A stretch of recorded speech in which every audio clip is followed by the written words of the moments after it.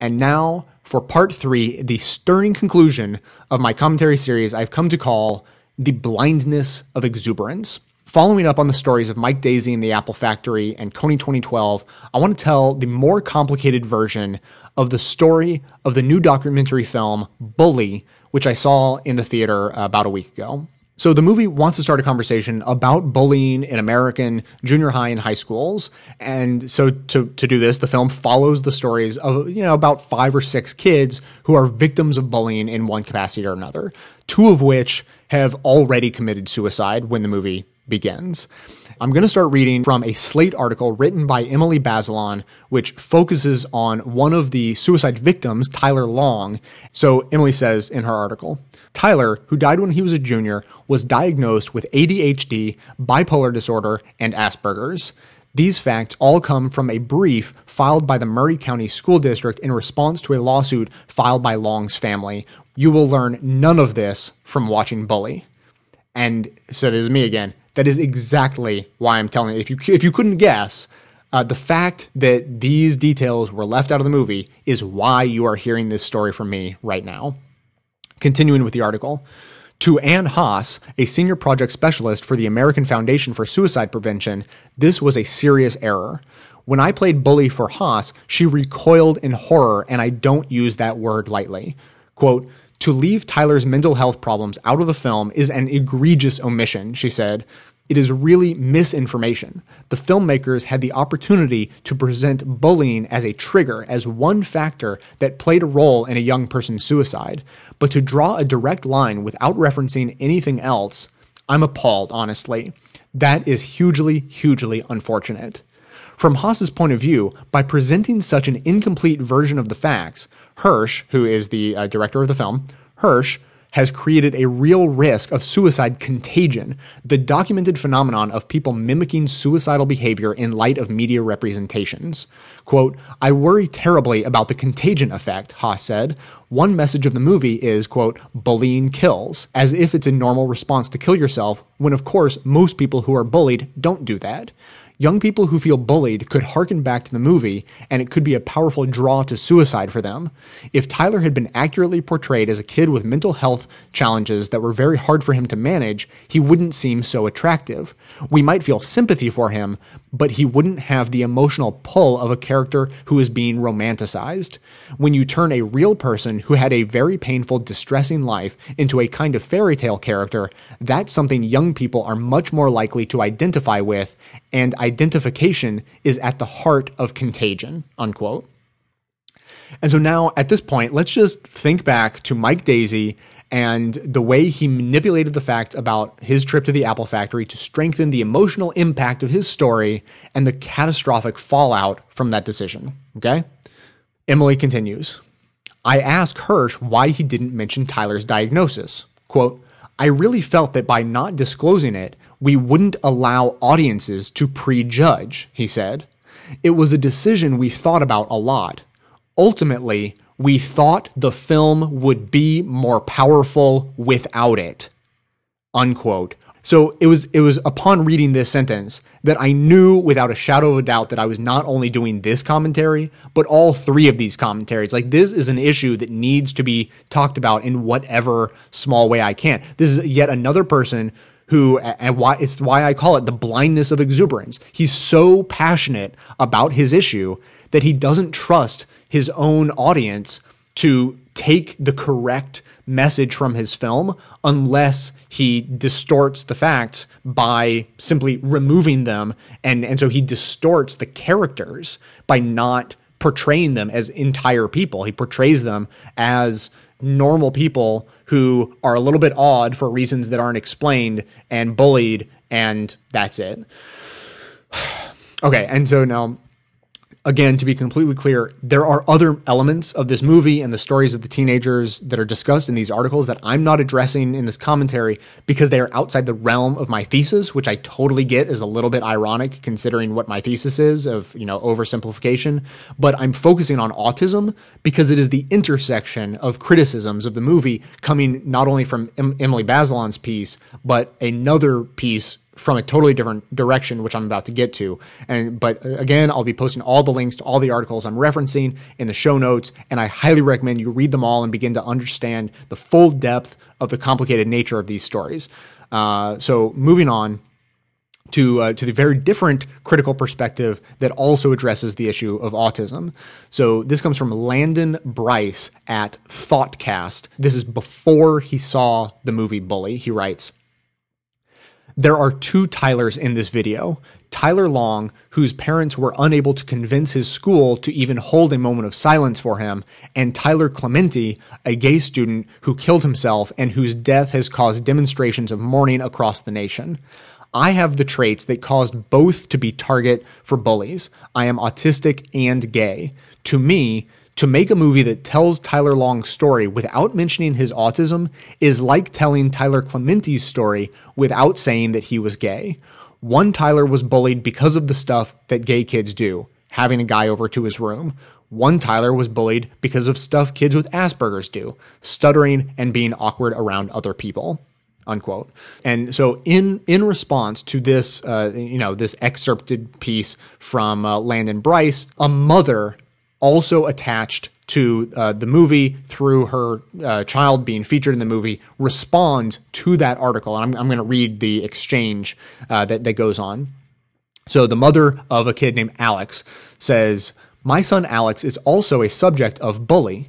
He also has Asperger's, and it was also kept out of the film. Admittedly, at first, I did not prefer it because of the comments people would make about Alex's, quote, weird behaviors in the film. I thought if they had an understanding as to why, it may have softened their sometimes cruel remarks.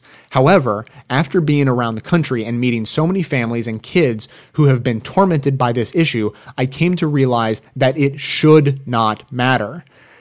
This is not a film about Asperger's. It is a film about bullying.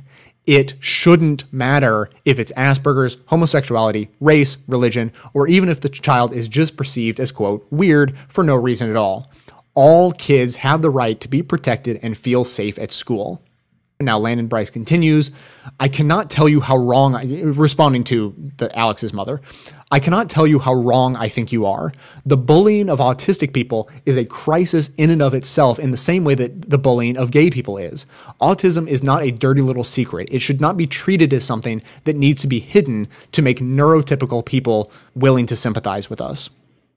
Alex's mother responds, "I do not feel that chopping everyone up into groups and arguing about who endures the most is ever going to get us anywhere. My entire point is based on the fact that it shouldn't matter for what reason a child is bullied, only that it should not be tolerated."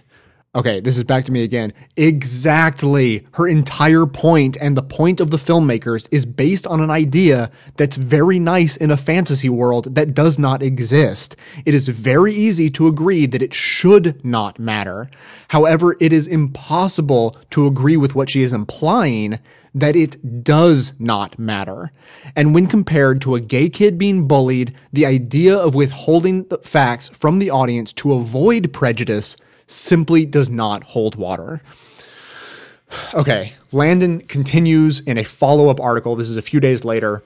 He talks about recently seeing the movie To Kill a Mockingbird for the first time. After seeing that movie, he also sees a documentary film about it called Hey Boo, Harper Lee, and To Kill a Mockingbird. And so now reading from Landon's article about his situation, he says, in it, historian Diane McWhorter talks about going to see the movie with her 5th grade class. In Hey Boo, McWhorter recalls being upset that Atticus didn't get Tom Robinson off because he was clearly innocent. But she noted that because of her 1950s, 1960s Deep South upbringing, she was, quote, upset about being upset, unquote. And just to clarify, if you're not familiar with To Kill a Mockingbird, come out from under that rock. But Tom Robinson is a black guy wrongfully convicted, classic story of, Southern justice. So continuing with Landon's piece, McWhorter thought that, quote, by rooting for a black man, you were kind of betraying every principle that you had been raised to believe. What would my father think if he saw me fighting back these tears when Tom Robinson gets shot? Because at the time, quote, To be crying for a black man was so taboo, she recalls, confronting the difficulty that Southerners have in going against people that they love.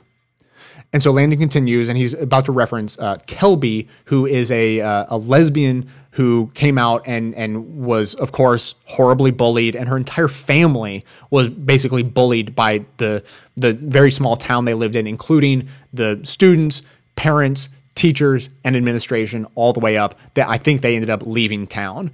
Landon continues, I would bet there are people who had a similar experience yesterday when the new documentary Bully moved to wide release in the United States.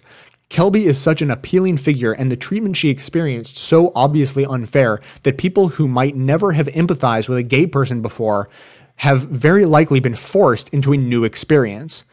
There are also a lot of people who had the experience of crying for an autistic person yesterday for the first time in their lives because they saw Bully and were moved by the stories of Alex Libby and Tyler Long.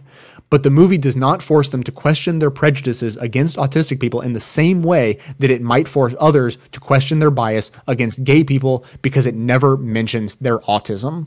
He continues, producer Lee Hirsch has written back to me expressing hurt feelings and insisting on the good intentions that he and his partner Cynthia Lowen have. I don't question those intentions at all, but meaning well is not enough. I wish Bully gave people the same experience that Diane McWhorter had with To Kill a Mockingbird in relation to autistic people. I left the theater loving Alex and Tyler. Other people left loving them too. People cried for the pain of people like me and did not know it. It would have taken nothing away from the film for the characters' disabilities to be shared. It would not have made it a movie about autism any more than Kelby talking about coming out makes it a movie about being gay. It is a movie about being bullied. Being clearer about why kids could get bullied could only have made it stronger.